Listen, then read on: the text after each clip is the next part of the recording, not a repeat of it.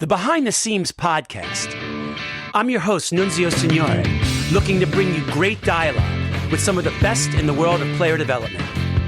The world of training baseball players has changed dramatically during the past few years, and I'm looking forward to shedding some light here on what's the latest, what's the best, and what's really happening in the world of player development.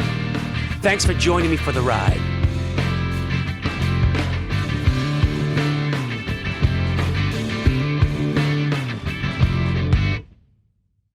Hey guys, I'm really psyched about today's interview with Rob Friedman because it's not only our first episode, but this guy is one of the most popular guys in the world of pitching right now. His video overlays help bring more complex pitching concepts to the masses. And for example, rather than explaining how depth or tilt made certain pitches more effective, he actually showed it happening live. He's been a live guest on MLB Channel, as well as being written up in countless publications, including the New York Times. He even gets to the point where MLB pitchers are contacting him to get some insight on other guys' grips. I met Rob several years back while speaking at one of Lantz Wheeler's pitch-a-palooza events, and you can follow him on @PitchingNinja, @FlatGroundApp, @FlatGroundBats. With that, I'm going to hand it over to Rob. Today we're talking, and we're going to be sitting down with the pitching ninja, Rob Friedman. What's up, Rob? And welcome to episode 1 of Behind the Scenes. Hey, it's great to be here. It's awesome to kick things off. That's crazy. Yeah, we were trying to figure out who would be a great guy, and we're like, you know what? Just the major hoopla around this whole thing. We thought maybe this would be. We're trying to show all different aspects of player development, and honestly, me and my partner said this falls into that category. So, tell us a little bit about yourself. Well, I mean, I hate to say it, but I'm kind of a reformed lawyer. I started out as a lawyer. Also have a photography background, which is kind of cool. It all fits together. It all makes sense in a little bit. And then also I founded a software company back in 1999 that's thriving. We started it back in the day. And so I have a combo of like an internet background, a photography background, and a legal background, and also played a little baseball. Kind of sucked though. My son. Yeah, we're gonna talk about your baseball background. So you live in Atlanta. I do live in Atlanta, yes. So it's hot as blazes there right now. It's not as bad as you'd think. Like we had some rain, so it cooled things off. It was in the 90s, but let's see what. I'm trying to see if the temperature pops up anywhere. Oh, 74. So that's not bad. That's beautiful. Nice. That's as good as it gets here. It's warmer, right? It's 76 here in New York right now. So wow. I'm glad I'm here. Tell us a little bit about your baseball background and your experience. So my baseball background playing isn't all that exciting. Like I loved the sport, just wasn't that good at it. And when I had a kid, I wanted to infuse him with the love of the sport, like if that's a direction he wanted to go into. That's Jack, right? Yeah. And as he started playing, people like realized I was good teaching kids. Like that was the thing. Everybody's like, well, why aren't you coaching? I'm like, because I'd rather sit here. But then then I got drafted to coach, and I was like, if I'm going to coach, like I don't want to teach what I was taught, because what I taught was a long time ago, and I sucked. I'd rather learn. I know things have changed. I know that we can break things down better. So I decided to go on a journey of learning everything I could and being a lawyer.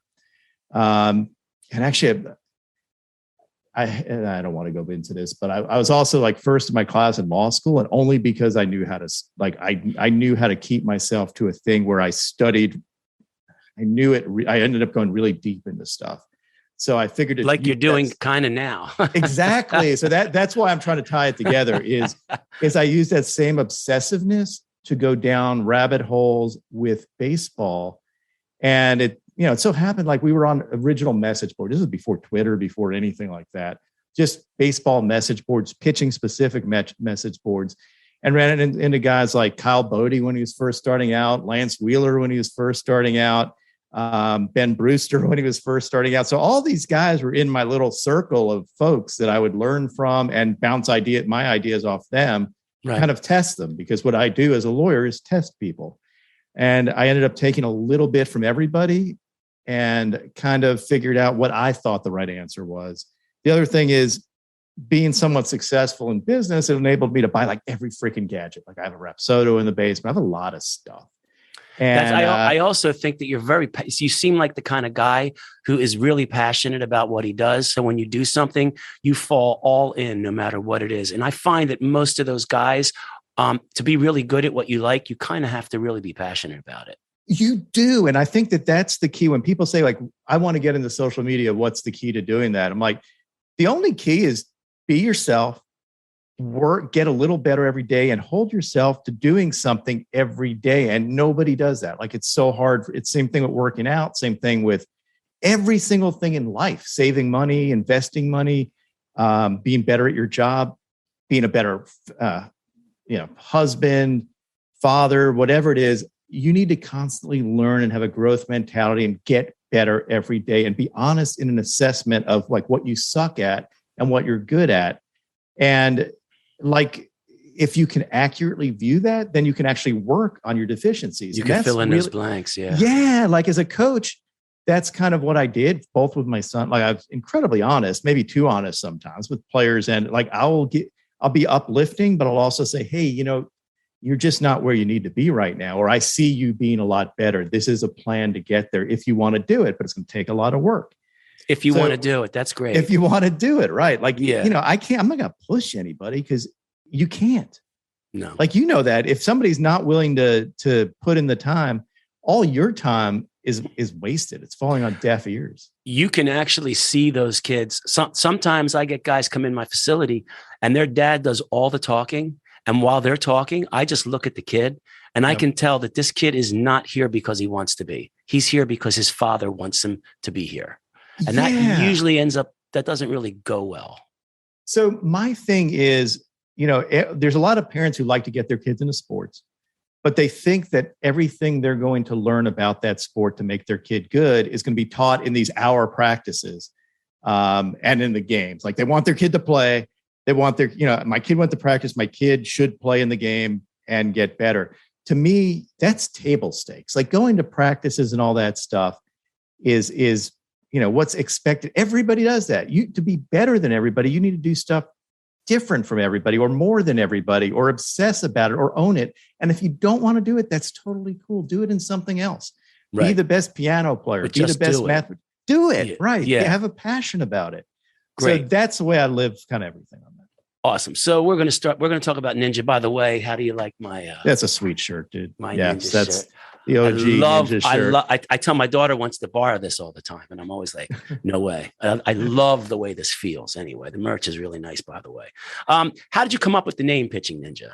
So it was thrust upon me because so my wife is half Japanese. Her mom is from Japan.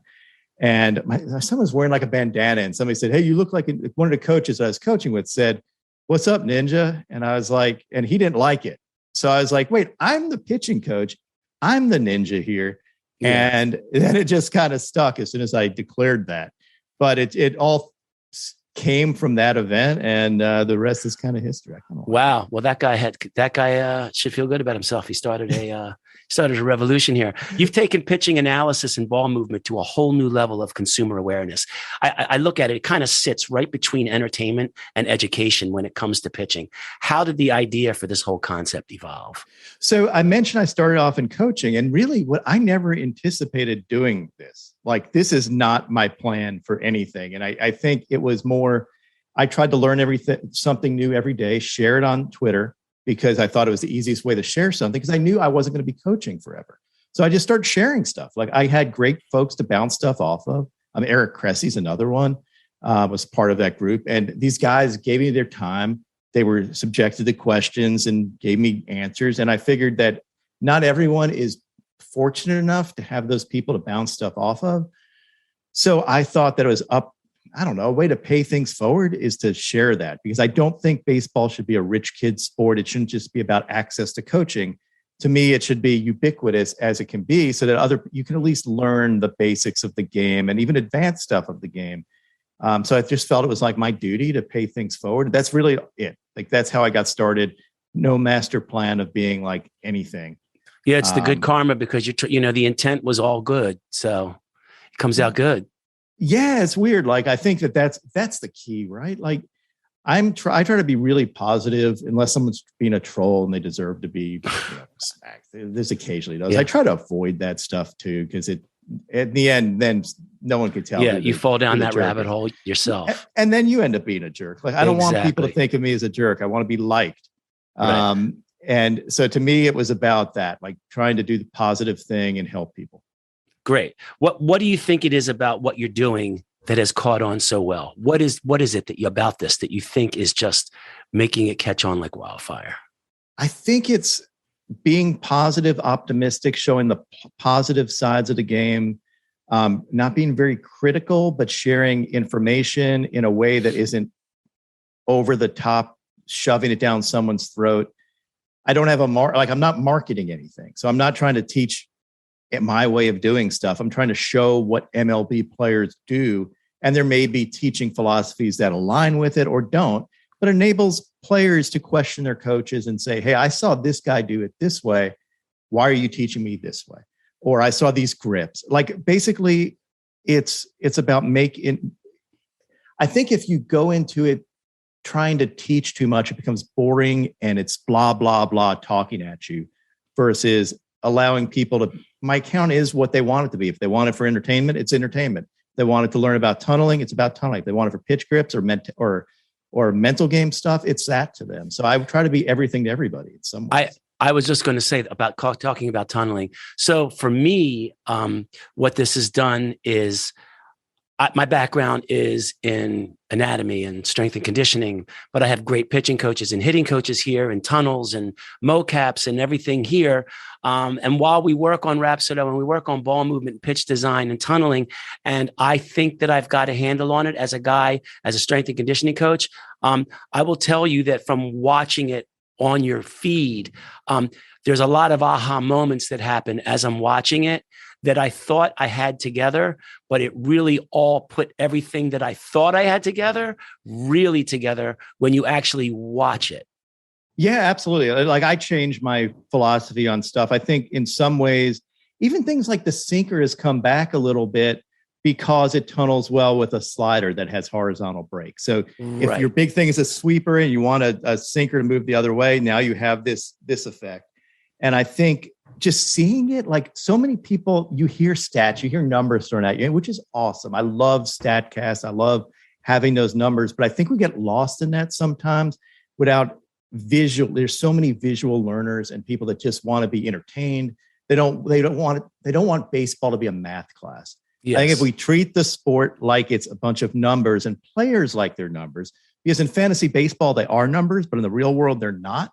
So I think if we treat them like they're actual humans and treat them like, and you can visualize things and understand the mental game behind it and stuff like that, I think it adds to people's understanding of the sport in a way that fantasy baseball and numbers don't do it justice.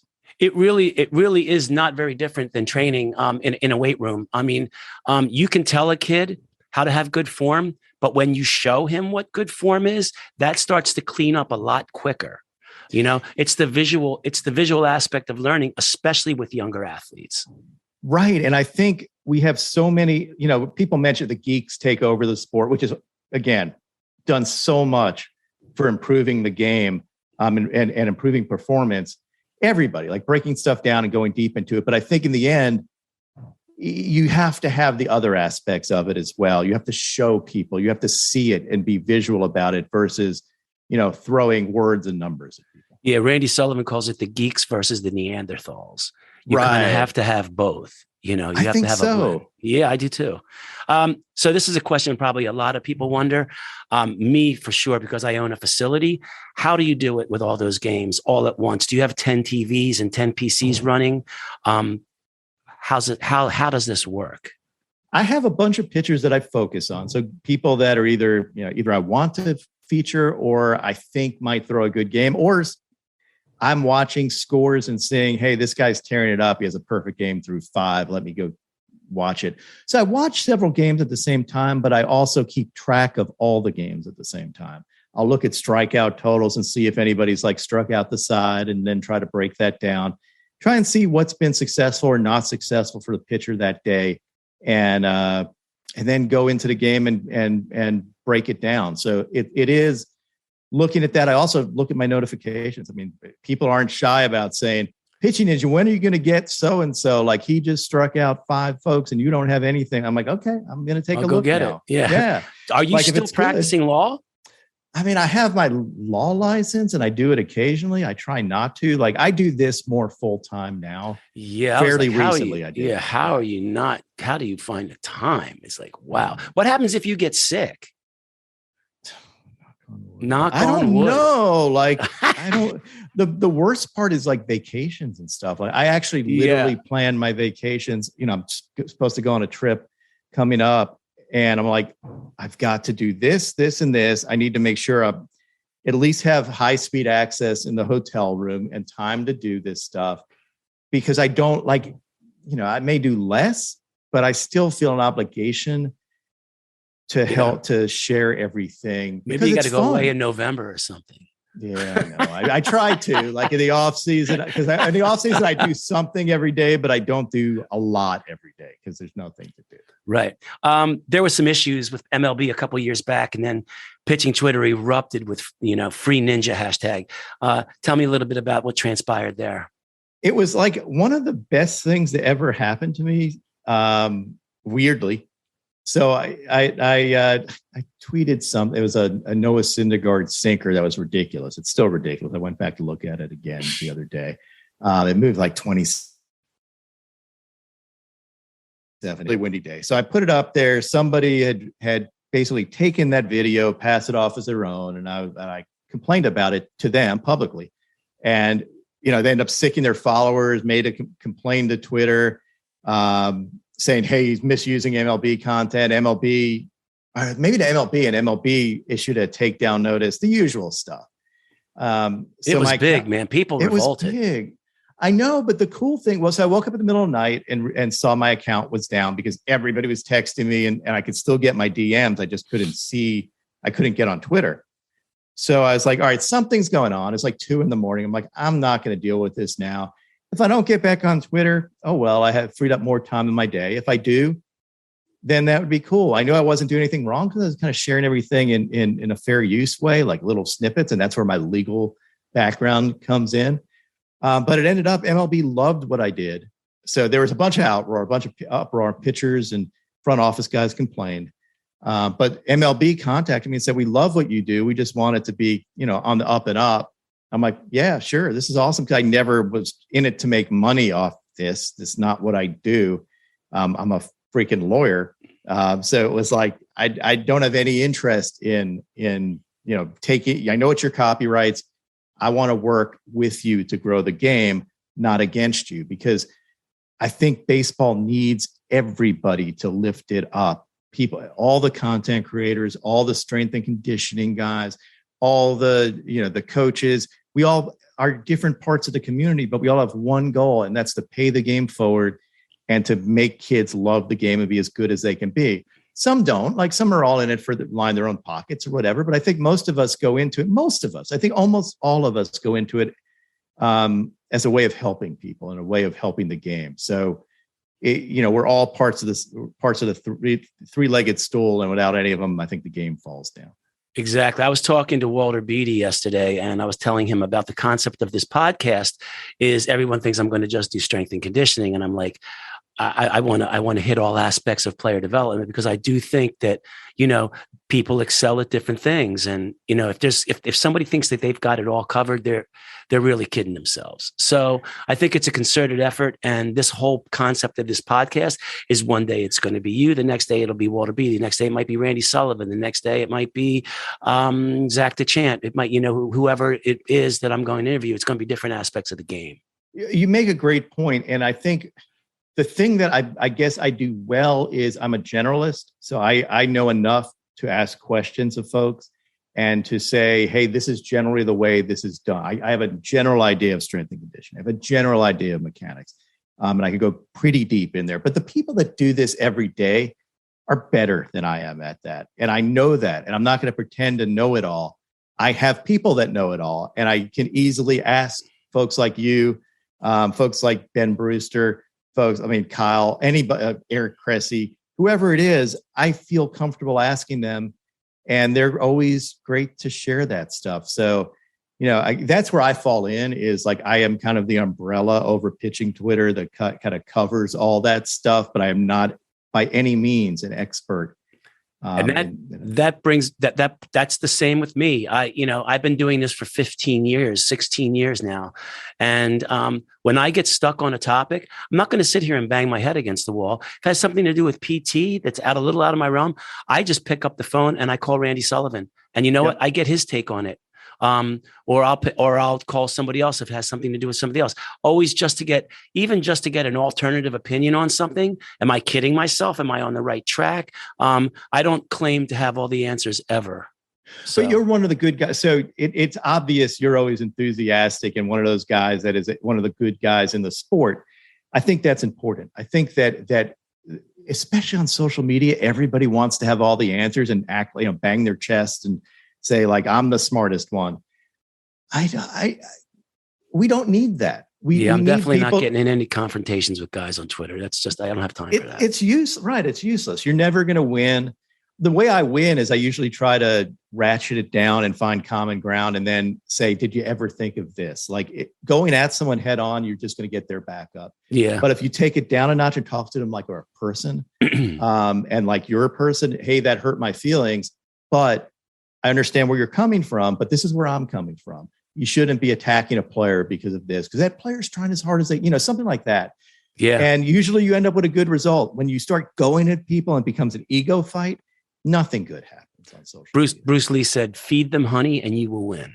Yeah, that's a great, yes. That's a really great slogan. So let's talk hitting for a second. Major League, MLB hitting averages have been on a steady decline for years, but this year it seems like they're hitting new lows. I believe it's like around 235 right now.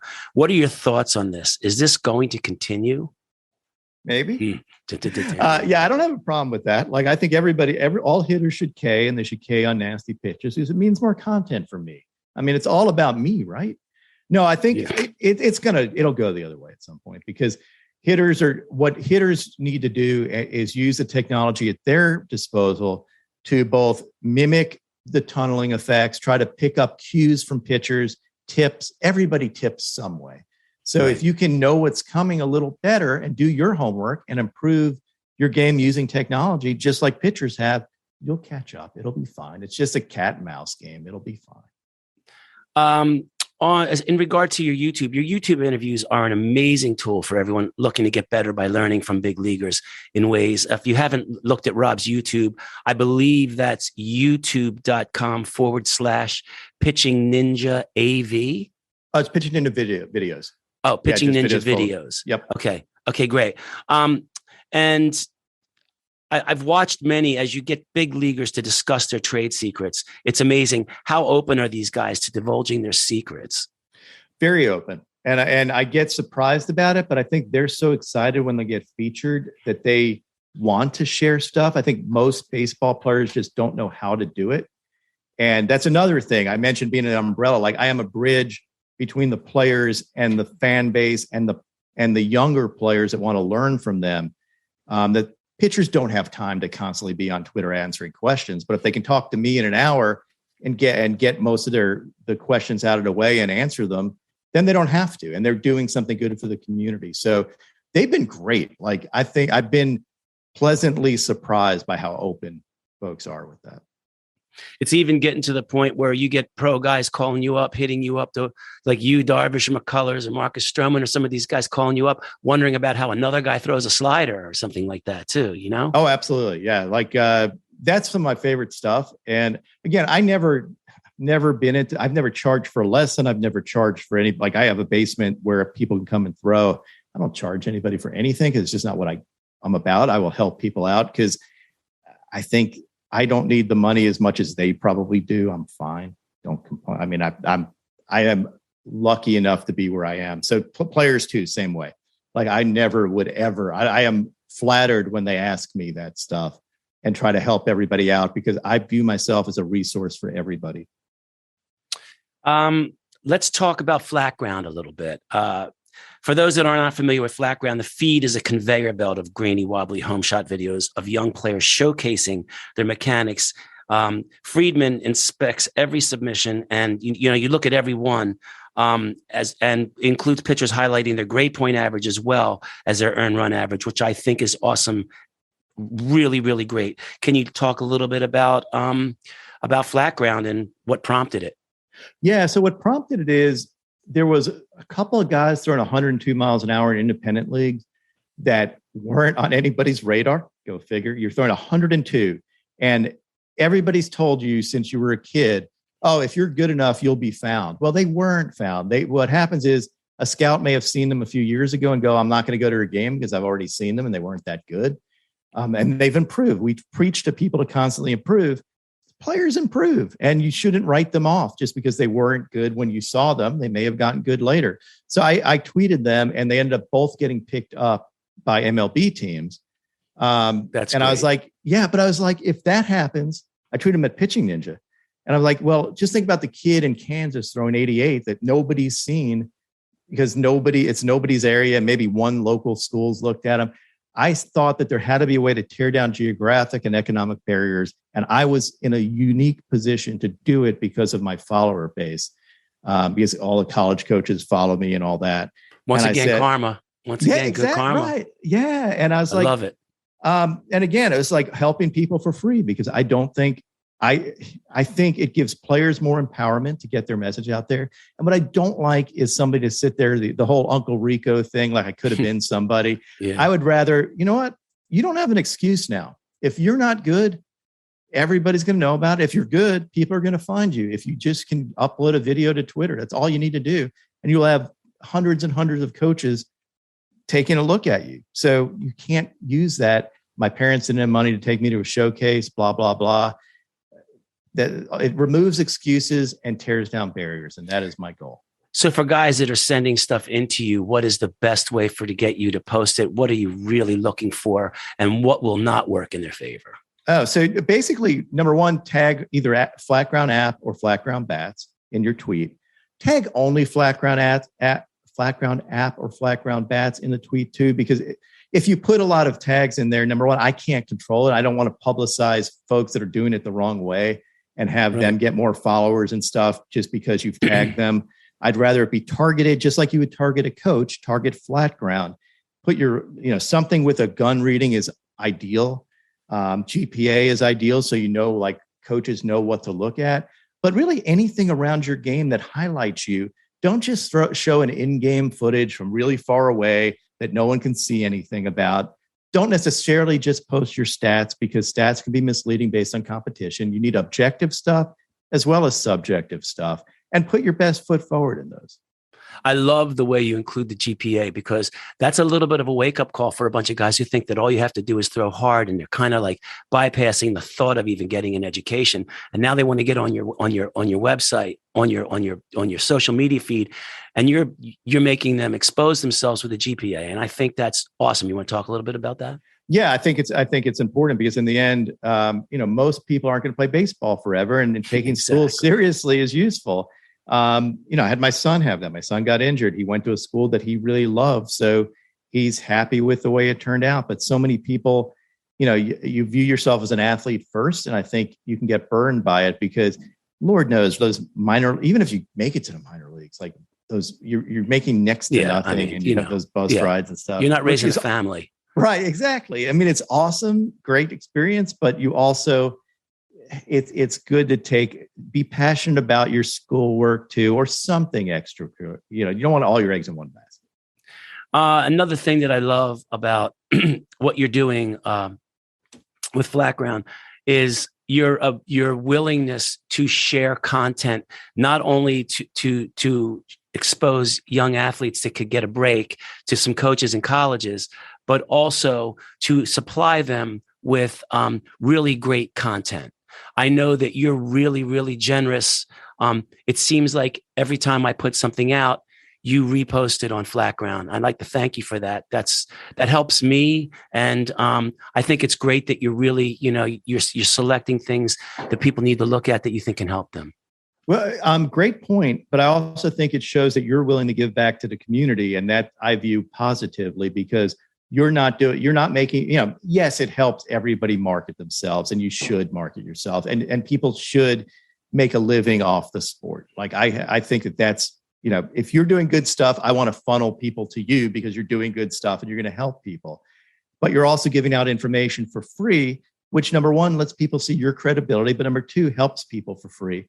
And they can take a look at it and say, you're making them better. You're giving them options to be better. If they want to be really better, a lot better, they can go either one-on-one with you or work with you in some way. But you're now giving them a taste of what they can get. And I think it's good marketing, but also good being a good human. That's part of the passion of, like what I was talking about earlier about liking what you do. I mean, still to this day, when I get a aha moment out there on the mound or with a guy or in the weight room or behind the plate, the first thing I think about is this is going to be great for our program. The second thing I think about is I got to post this because this is going to help a lot of people. And I think, we just need to keep that mindset of trying to help people, because it really does come back. I think the people who stay in this business a long time are, they have some sort of, it's not just about themselves. You have to give back. I totally agree. The people that keep their information close to their vest either are just suspicious people in general, so they're not very positive people, I think. Right. And you know what? In the end, you're not that much smarter than everybody. Nobody is. Whereas some of everybody else's intelligence. 100%. Yeah. Yes. Like if you have that big an ego to think that you're the only one to ever think of this, and you want to keep it close so no one else ever, learns it, then I guess more power to you. But I don't think that's the way the world works. So we're gonna tighten this up at the end here. Where does the Ninja go from here? What are your thoughts? I wake up every day wondering, like I treat every day like a box of chocolates, like I'm Forrest Gump. Like it's I never know what I'm going to get. I don't have a plan going into any specific day, what I'm going to do. I just, whatever the games, I try to make it organic. Like if something happens cool, that's the direction I go in. So in the end, that's the path that I end up taking, is I treat every day independently, and I wake up and then say, oh, I see a trend here. I'm doing more of this, and that's the direction I want to go. Lately, it's been more like networks picking me up and having me do commentary and stuff. The merch stuff's always cool. I like trying to come up with cool stuff that people. Yeah. I still, that never gets old. I do have to tell you, the logo is killer. That's RotoWare, man. He did a fantastic. He just said, he followed me and said, "Here's a logo for you if you want to use it." I'm like, dude, that's way better than what I was using at the time. I love that logo. That logo is one of the best logos I've ever seen. We've been talking with Rob Friedman, Pitching Ninja. You can look at his social media feed at Pitching Ninja, at Flat Ground App, at Flat Ground Bats. His YouTube channel is youtube.com/Pitching Ninja Video. Rob, I love what you're doing. Kudos to you for being a good guy. And I'm wishing you continued success. I'm really psyched that I could have you as my first guest. And we'll talk later. Well, dude, just keep up your enthusiasm. I know you will. Like, you don't have a choice. You can't turn it off. Like, that's who you are. It's bigger than me. I love it, man. I love what I do. Well, I mean, the second I met you, the amount of positive energy that comes off you is insane. I remember being at pitch-a-palooza. Everybody's like, "Oh, you got to meet it. I'm like, okay, yeah." And like all of a sudden, this whirlwind of energy, and I mean, it's great.